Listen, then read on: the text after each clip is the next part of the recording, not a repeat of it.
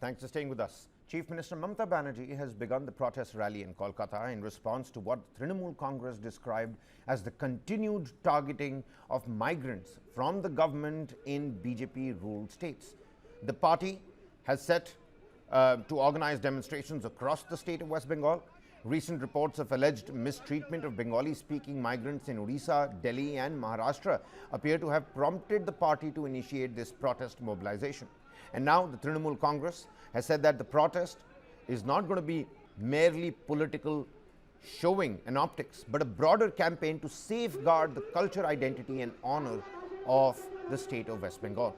Chief Minister Mamata Banerjee over the past few weeks has repeatedly condemned what she described as attempts to label Bengali-speaking individuals as outsiders or quote-unquote Bangladeshis.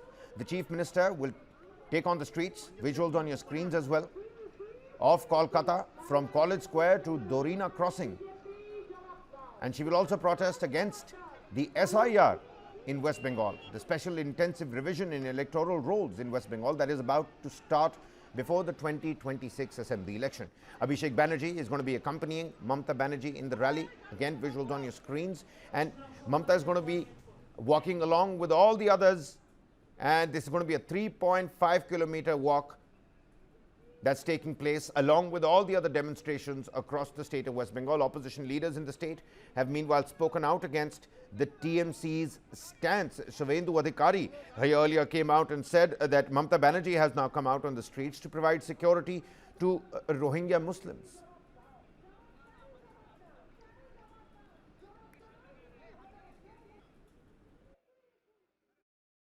Rohingya मुसलमान को protection देने के लिए और BJP MLA लोग पूरा सड़क में मिছিল करके आया है।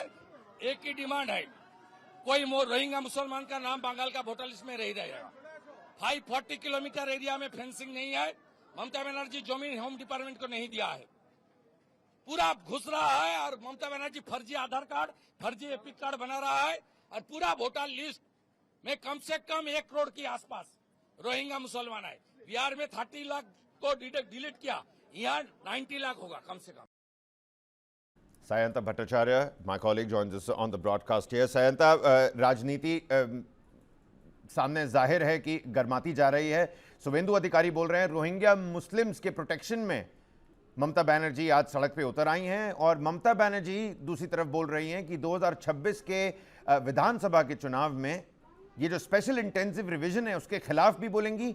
और बांग्लादेशीज बोला जा रहा है, बाहर जितने भी आउटसाइडर्स हैं, जितने भी बांग्लादेशी, जितने भी वेस्ट बंगाल के लोग बाहर राज्यों में जा रहे हैं काम करने, अपने लिए रोजी रोटी कमाने, उनको भी लताड़ा जा रहा है, उनको बांग्लादेशी बुलाया जाता है। किस तरीके से अभी पॉलिटिकल डेवलपमेंट्स उभर कर सामने आ रही हैं वेस्ट बंगाल में? देखिए, आज जो ममता बनर्जी जो तृणमूल सुप्रीमो जो बंगाल का जो चीफ मिनिस्टर है मुख्य ममता बनर्जी, उन्होंने जो शिकायत किया है, उन्होंने जो बोला है उसमें एक चीज स्पष्ट है कि बंगाल का जो पॉलिटिक्स वो एक सिर्फ बंगाल जो बोलने वाला स्पीकिंग जो हो रहा है, अभी हैरेसमेंट हो रहा है, जिसको पुश बैक कर रहा है बंगाल में, कभी बांग्लादेश में, ये जो हो रहा है इसको छोड़कर और बहुत सारे चीज में आज मुख्यमंत्री ने स्पष्ट कर दिया है कि रोहिंग्या जो आया है, जो घुसपैठी आया है, इसके दाई है बीएसएफ, इसके जमींदार है बीएसएफ ने ही इन लोग को घुसाया। बीएसएफ, अगर बीएसएफ बॉर्डर में ये बीएसएफ है तो कैसे रोहिंग्या वेस्ट बंगाल में आ रहा है? इसके लिए ये बीएसएफ को जमींदार किया है। और जो एक बात बोल रहा है कि इलेक्शन कमीशन हो या जो बहुत सारे स्टेट, स्पेशली असम में जो हो रहा है, इसके लिए बीजेपी गवर्नमेंट ही इसमें रिस्पॉन्सिबल है, क्योंकि जिस तरह से बंगाली स्पोकन जो है उस लोग को पुश बैक कर रहा है, जैसे उन लोग को हैरेसमेंट कर रहा है, ये 2026 जो असेंबली आ रहा है उसमें ही जो वेस्ट बंगाल का जो पीपल है जो ये लोग इसको जवाब देगा और 2026 में बीजेपी को पूरा शून्य करेगा, ये ममता बनर्जी का दावा है। और एक चीज उन्होंने बताया कि 2024 में प्रधानमंत्री नरेंद्र मोदी और भाजपा गवर्नमेंट है, लेकिन अगली बार जो लोकसभा इलेक्शन आ रहा है उसमें इंडिया गवर्नमेंट ही जीतेगा। एक चीज स्पष्ट हो गया है कि राजनीति बंगाल में ममता बनर्जी अकेला करेगा कांग्रेस से, लेकिन जब भी ये बाहर जाएगा, से बाहर जाता है, तब ये ऑल इंडिया बेसिस हो जाता है। इंडिया जो चलिए सहायता, ये बात तो जाहिर हो गई कि कंपटीशन टीएमसी वर्सेस बीजेपी का है, लेकिन जमीनी स्तर पर लोग किसका समर्थन कर रहे हैं? दोनों तरफ भीड़ है, बीजेपी के भी प्रोटेस्ट में भीड़ है, टीएमसी के साथ और ममता बनर्जी के साथ भी लोग चल रहे हैं, लेकिन लोग समर्थन एक्चुअली कर किसका रहे हैं, टीएमसी का या बीजेपी का? देखिए, ज्यादा 5 से 6% का वोट का डिफरेंस था। ये जो लास्ट ऐसे लोकसभा इलेक्शन था, तृणमूल जो जितना मिला था वोट शेयर, उससे 5 से 6% कम मिला था बीजेपी को।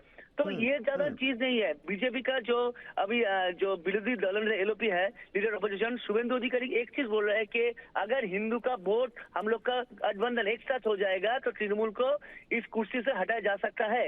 लेकिन ममता बनर्जी ने कहा है जो सुविधाएं पश्चिम बंगाल को मिल रहा है ममता बनर्जी की तरफ से, उससे बंगाल का जो आदमी है सब ममता बनर्जी की तरफ ही है।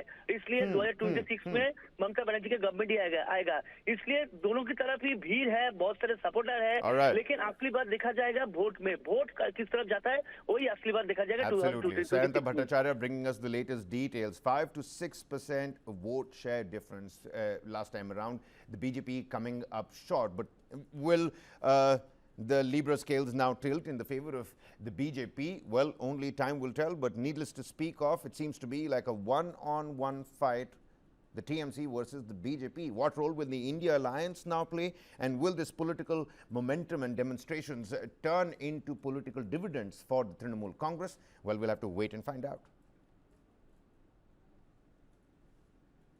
Well, now, West Bengal Chief Minister Mamata Banerjee, whilst addressing a rally today, was heard fear-mongering against the NRC. She cited an NRC notification from February saying that it allows anybody to be captured and kept without trial for a month. Referring to the NRC notification, she said that it goes beyond emergency imposed by Indira Gandhi.